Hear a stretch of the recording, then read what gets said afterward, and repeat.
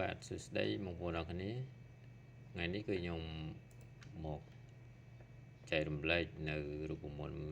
ដែលហ្នឹងរូបមន្ត filter ប៉ុន្តែពីមុនគឺខ្ញុំបានបរៀនទាក់ទងនឹង filter combine sheet 1ហើយនិង sheet 2បញ្ចូលគ្នាឥឡូវនេះគឺខ្ញុំនឹងប្រាប់បន្ថែម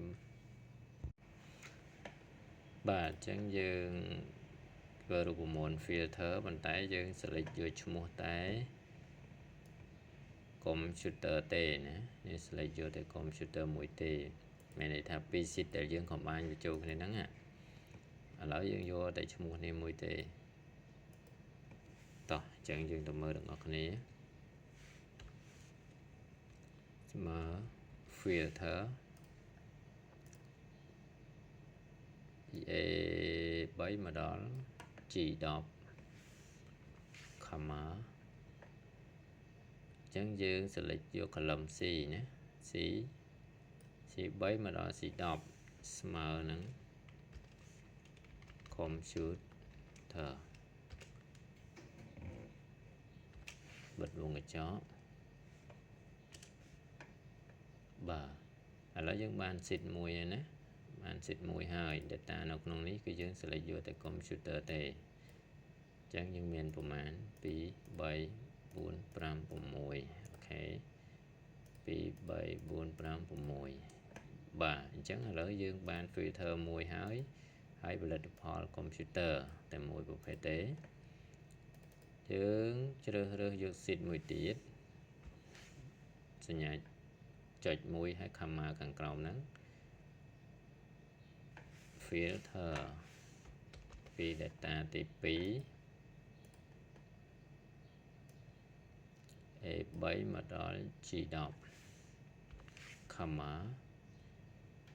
យើងជ្រើសរើសយក column C3 មកដល់ C10 ស្មើនឹង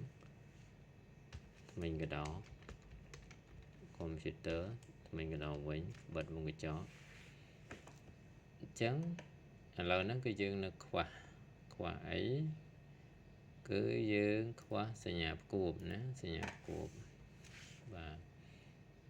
អានេះខ្ញុំអត់ច្បាស់ទេអត់ដឹងថាសញ្ញាហ្នឹងគេហៅអីទេប៉ុន្តែភាគច្រើនបំផុតគឺខ្ញុំឃើញសញ្ញាហ្នឹងគឺគេប្រើសម្រាប់ផ្គួបណាបើបងប្អូនណាដឹងបងប្អូនអាចជួយ comment ប្រាប់ខ្ញុំផងបាទអរគុណអូខេអញ្ចឹងយើងដាក់សញ្ញាផ្គួបមកហើយយើង enter បាទអញ្ចឹងឥឡូវមកហើយណាមកហើយគឺ2 sheet នេះនៅក្នុងទី1មិញមាន6ទី2នេះមានប្រមាណគឺមាន1អញ្ចឹងសរុបទាំងអស់មាន2ណាមាន2អញ្ចឹងទាំងអស់មាន8អញ្ចឹងរាប់មើល1 2 3 4 5 6 7 8អូខេអញ្ចឹងត្រឹមត្រូវហើយបាទអញ្ចឹងនេះគឺជារបៀបប្រើរូបមន្ត filter គួប sheet មួយនិង sheet 2ប៉ុន្តែ